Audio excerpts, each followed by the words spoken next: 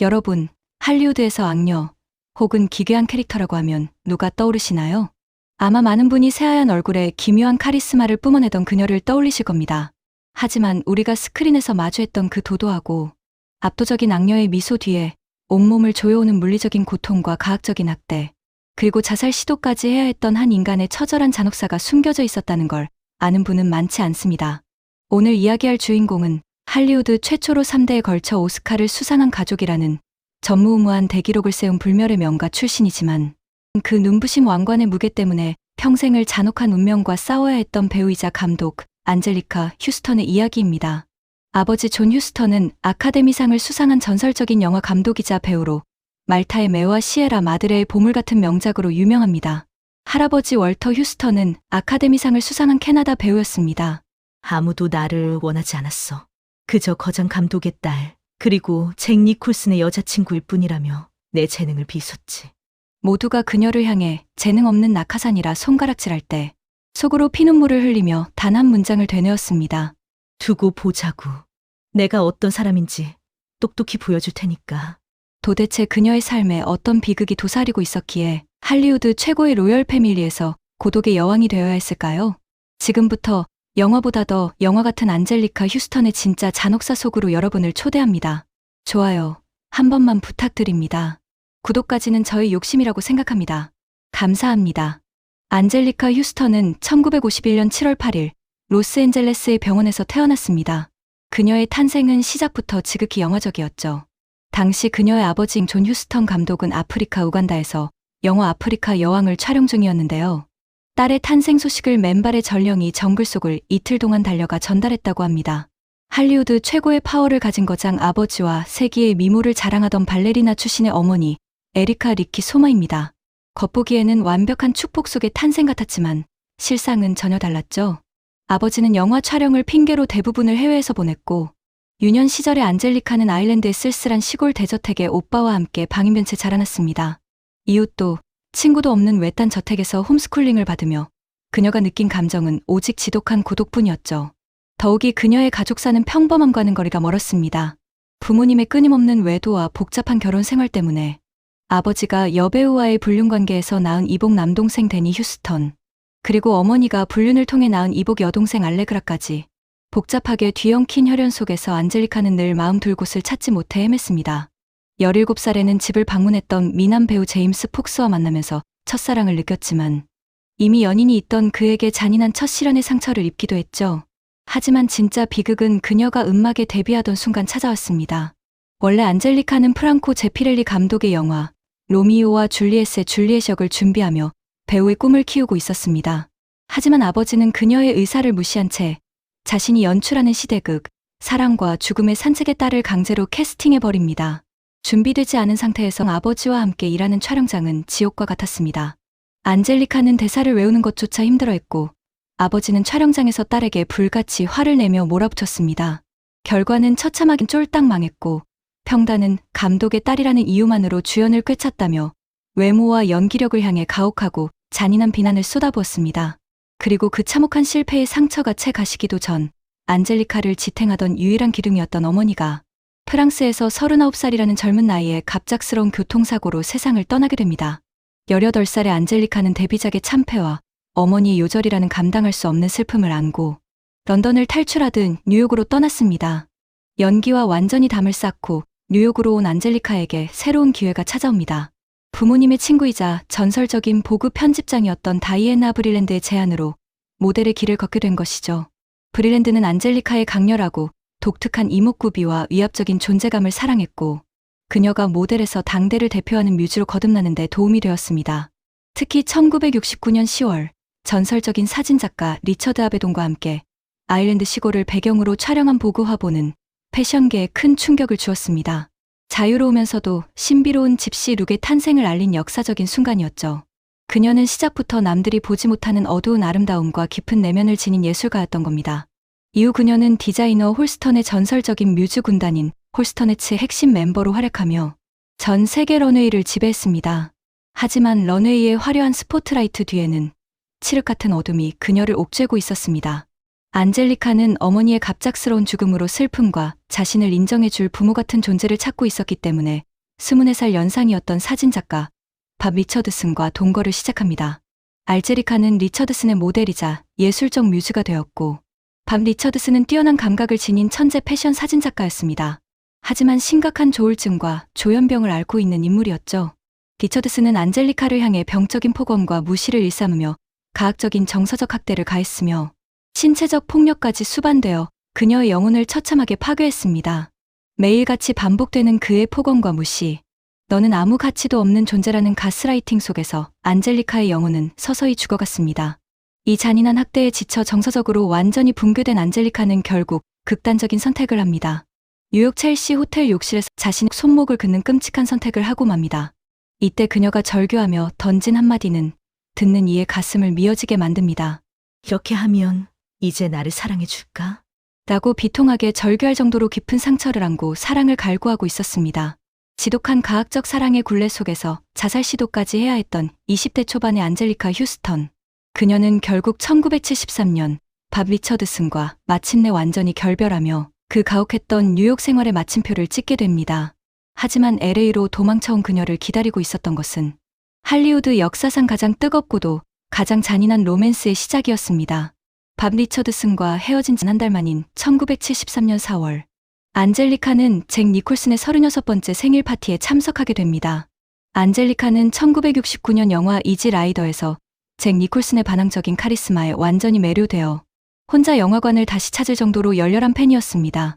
파티장 문을 열었을 때 특유의 매혹적이고 능글맞은 미소를 지으며 그녀를 맞이한 잭 니콜슨. 난 잭이야. 와줘서 정말 기뻐. 그 한마디에 안젤리카는 완전히 매료되었죠. 당시 잭 니콜슨은 그녀보다 14살 연상이었으나 두 사람은 불꽃 같은 이끌림 속에서 동거를 시작했고, 이후 무려 17년 동안 할리우드의 전설적인 파워 커플로 군림하게 됩니다. 하지만 그는 안젤리카의 심장을 갈갈이 찢어놓는 정신적 고문 기술자였습니다. 니콜슨은 안젤리카를 꼬맹이라는 애칭으로 부르며 다정하게 대하기도 했지만 동시에 끈질긴 바람기는 상상을 초월했으며 그녀의 마음에 잔인한 난도질을 해댔습니다. 어느 날 안젤리카와 니콜슨이 레스토랑에 있을 때 이름이 알려지지 않은 독일 모델에게 추파를 던지자 안젤리카가 불쾌해하며 자리를 뜨려 했습니다. 이때 니콜슨은 그녀의 손목을 움켜쥐고 절대 자리를 뜨지 말라며 붙잡았고, 그녀는 니콜슨은 소유욕에 잠시 매료되기도 했습니다. 그러던 어느 날 두 사람이 함께 간 콘서트장에서 캐나다의 유명 싱어송라이터 조니 미첼이 공연 내내 잭 니콜슨의 다리 사이에 앉아 그를 유혹하는 수치스러운 광경을 눈앞에서 지켜봐야 했습니다. 안젤리카가 자존심이 상해 눈물을 흘려도 니콜슨은 위로는커녕 방관할 뿐이었죠. 그리고 칸 영화제에 두 사람이 참석했을 때 프랑스 여성이 오토바이를 타고 와 니콜슨에게 오토바이에 타라고 말하자 길가에 안젤리카를 홀로 남겨둔 채 오토바이를 타고 가버렸습니다. 안젤리카는 혼자서 호텔방으로 돌아와 눈물을 쏟아야 했죠. 한 번은 두 사람이 텔레비전을 보다가 예능 프로그램에 나오는 부부들을 보며 안젤리카가 넌지시 결혼 이야기를 던졌습니다. 나랑 결혼할 거야? 라고 말하자 그녀의 눈을 바라보며 니콜슨이 던진 차가운 비웃음은 이랬습니다. 너랑 결혼하라고? 지금 장난해? 라며 단칼에 거절했습니다. 이 거절에 상처받은 안젤리카는 사흘 밤낮을 쉬지 않고 울었다고 합니다. 그뿐만이 아닙니다. 그 와중에 안젤리카는 라이언 오닐을 파티에서 만났습니다. 오닐이 안젤리카에게 접근하며 구애한 것이 인연이 되어 당시 연인이었던 잭 니콜슨의 외도로 관계가 소원해진 틈을 타 교제를 시작했습니다. 하지만 라이언 오닐 역시 가학적인 폭력배에 불과했습니다. 휴스턴의 회고록에 따르면 폭행 사건은 베벌리힐스의 한 파티장에서 벌어졌습니다. 안젤리카가 파티장에서 늦게 합류했다는 사소한 일로 심기 불편해진 오닐은 그녀의 머리채를 잡으며 이마로 들이받고 화장실로 끌고 가 폭행했습니다. 안젤리카는 이 사건 이후 그와 결별하고 다시 니콜슨에게 돌아갔습니다. 하지만 니콜슨과의 17년 애증의 파국은 상상치 못한 방식으로 찾아왔습니다. 1989년의 어느 날 식사를 하던 잭 니콜슨이 아주 덤덤하고 아무렇지도 않은 목소리로 청천벽력 같은 고백을 꺼낸 겁니다. 나 다른 여자랑 아이를 가졌어. 상대는 모델 리베카 브루사드였습니다. 평생 아이를 갖길 원했으나 갖지 못해 괴로워했던 안젤리카에게 이 고백은 그녀의 영혼을 산산조각내는 잔인한 사형 선고와 같았습니다. 하지만 안젤리카는 다시는 울며 주저앉는 과거의 나약한 소녀가 아니었습니다. 다음 날 극도의 분노와 배신감으로 눈이 뒤집힌 그녀는 즉시 잭 니콜슨의 사무실로 들이닥쳤습니다. 그리고 그의 머리와 몸을 주먹으로 사정없이 가격하며 무자비한 응징을 내렸습니다. 할리우드 최고의 스타 잭 니콜슨은 그녀의 매운 주먹 세례에 비명을 지르며 온몸에 피멍이 들어야 했죠. 얼마 후 니콜슨이 전화를 걸어와 오, 맙소사. 너 정말 주먹이 맵더라. 라고 말하자 천만에 당신은 더 맞아야 했어. 라고 대답하며 서로 호탕하게 웃었다고 합니다. 그렇게 만남과 헤어짐을 반복하다 17년의 잔혹했던 사랑은 니콜슨의 얼굴에 피멍을 남긴 채 막을 내렸습니다. 그런데요, 안젤리카의 인생을 송두리째 바꾼 결정적인 사건이 또 하나 일어납니다. 1980년 로스앤젤레스에서 안전벨트를 매지 않은 채 운전하다가 전면 충돌 사고를 당했습니다. 이 사고로 차량 유리에 부딪혀 얼굴을 크게 다치는 중상을 입었죠. 얼굴의 코뼈가 완전히 으스러지며 여배우와 모델의 생명이 끝날 수도 있는 절망적인 상황. 고통스러운 얼굴 성형 수술을 받으며 차가운 병상에 누워있을 때 그녀의 가슴 속에서 잊고 있던 불꽃이 타오르기 시작했습니다. 나는 반드시 다시 스크린으로 돌아가 연기를 할 거야. 그 불꽃에 기름을 부은 건 한 파티장에서 마주한 연출가 토니 리처드슨의 잔인하고 냉소적인 독설이었습니다. 안젤리카, 넌 참 재능은 많은데 보여줄 게 왜 그리 없니? 넌 아마 평생 아무것도 이루지 못할 거야. 그 차가운 독설이 심장에 박힌 순간 안젤리카는 슬퍼하는 대신 입술을 깨물며 속으로 외쳤습니다. 그래? 두고 봐.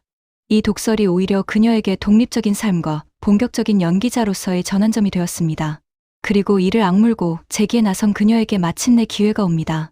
아버지가 메가폰을 잡고 잭 니콜슨이 주연을 맡은 마피아 코미디 영화 프리츠의 명예였습니다. 그녀가 맡은 역할은 버림받고 복수심에 불타는 마피아 보스의 딸이었습니다. 하지만 촬영장의 시선은 차가웠습니다. 안젤리카는 단지 최저 출연료인 단돈 $14,000를 받고 계약했을 뿐인데도 스태프들은 그녀의 등 뒤에서 수군댔습니다. 아버지는 감독이고 남친이 주연이니까 낙하산으로 꽂혔지. 아무 재능도 없는 기생충 같은 여자야. 하지만 안젤리카는 그 모욕적인 조롱을 묵묵히 견뎌내며 오직 연기력 하나로 촬영장을 압도하기 시작했습니다. 복수심에 찬 눈빛, 도도하면서도 기묘한 아우라. 그녀는 완벽하게 영화 속의 그 자체가 되었습니다. 그리고 마침내 열린 제58회 아카데미 시상식. 스티븐 스필버그 감독의 명작 컬러 퍼플의 오프라 윈프리라는 쟁쟁한 강력한 경쟁자를 제치고 여우조연상의 주인공으로 안젤리카 휴스턴의 이름이 울려 퍼집니다.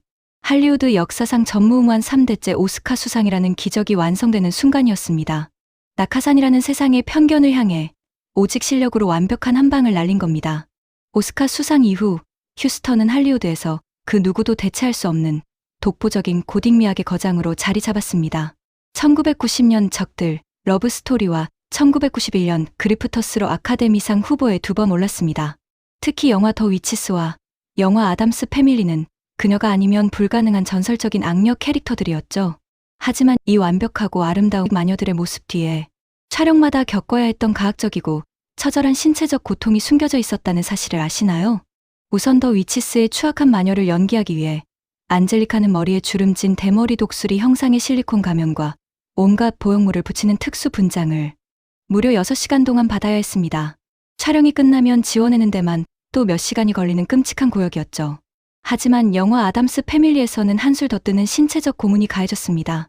특유의 앙상하고 팽팽한 얼굴을 만들기 위해 스태프들은 그녀의 양쪽 관자놀이에 접착용 의료 거즈와 테이프 스티커를 강력하게 접착한 뒤 고무줄을 머리 뒤쪽으로 강하게 당기며 묶어서 눈꼬리를 위로 치켜 올렸습니다. 이 안면 테이프 리프트는 촬영 내내 안젤리카에게 뇌가 깨질 듯한 심각한 두통을 유발했습니다. 그뿐만이 아니었습니다. 비현실적인 허리 라인을 만들기 위해 강철뼈대가 촘촘히 박힌 금속 코르셋으로 온몸의 장기가 으스러질 정도로 허리를 무자비하게 졸라맸습니다. 이 코르셋 때문에 안젤리카는 온종일 제대로 숨을 쉴 수도 없었고 촬영 대기 시간 중에는 의자에 앉거나 침대에 눕는 일상의 휴식조차 원천적으로 불가능했습니다. 오직 서 있는 채로 고통을 견뎌야만 했죠. 가장 끔찍했던 건 조명 기법이었습니다. 제작진은 영화 드라큘라의 고전적인 분위기를 위해 오직 안젤리카의 눈 주위에만 강렬한 직사광선 조명을 일직선으로 쏘아댔습니다. 테이프로 눈꺼풀이 강제로 치켜 올려진 상태에서 하루 종일 그 강렬한 직사광선을 뜬 눈으로 직접 견뎌내야 했던 안젤리카. 그녀에게 연기하는 하루하루는 가혹한 고문을 버텨내는 사투였습니다.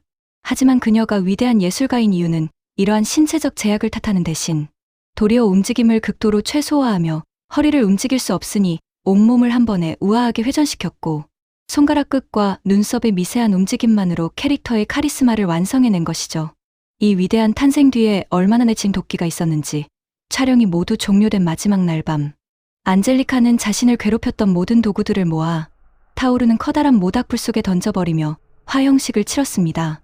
불타오르는 불꽃을 바라보며 그녀는 비로소 자신을 옥죄던 육체적 정신적 고통에서 해방감을 만끽했습니다. 그렇게 영화 아담스 패밀리는 1억 9,150만 달러를 벌어들이며 크게 흥행했습니다. 특히 약 3천만 달러의 제작비로 대박을 터뜨리며 대중적 흥행은 물론 골든글로브 후보에 오르며 작품성과 인기 모두를 잡았습니다. 그리고 안젤리카는 여배우라는 타이틀에만 머물지 않았습니다. 아버지 존 휴스턴의 거대한 그늘에서 완전히 벗어나기 위해 할리우드의 남성 감독들이 꺼려하던 가장 어둡고 가혹한 주제로 영화를 만드는 감독으로 변신했습니다. 1996년 캐롤라이나 출신의 사생하는 감독 데뷔작으로 미국 빈민가의 가혹한 아동 성학대와 가정폭력을 정면으로 연출하여 평단의 찬사를 받았고, 1999년에 아그네스 브라운은 7명의 아이를 기르는 노동계층 여성들의 끈끈한 생명력과 연대를 따뜻하게 그려내며 미국 감독 조합상 드라마 스페셜 부문 최우수 감독상과 프라임타임 에미상 미니시리즈 영화 부문 최우수 감독상 후보에 올랐으며, 또한 칸 영화제 심사위원으로도 활동하며 영화 산업에 기여해왔습니다. 그녀는 세상에 억압받는 여성들을 위로하며 비로소 진정한 주체적 거장으로 우뚝 선 것입니다. 그리고 멕시코계 미국인 조각가 로버트 그레이엄을 만나기 시작했습니다. 두 사람은 약 2년 동안 깊은 교제를 나눈 끝에 1992년 결혼식을 올렸습니다. 바람둥이 남자들과 가학적인 학대로 점철되었던 그녀의 인생에서 평생의 상처를 치유해준 진정한 평온함의 공간이었습니다.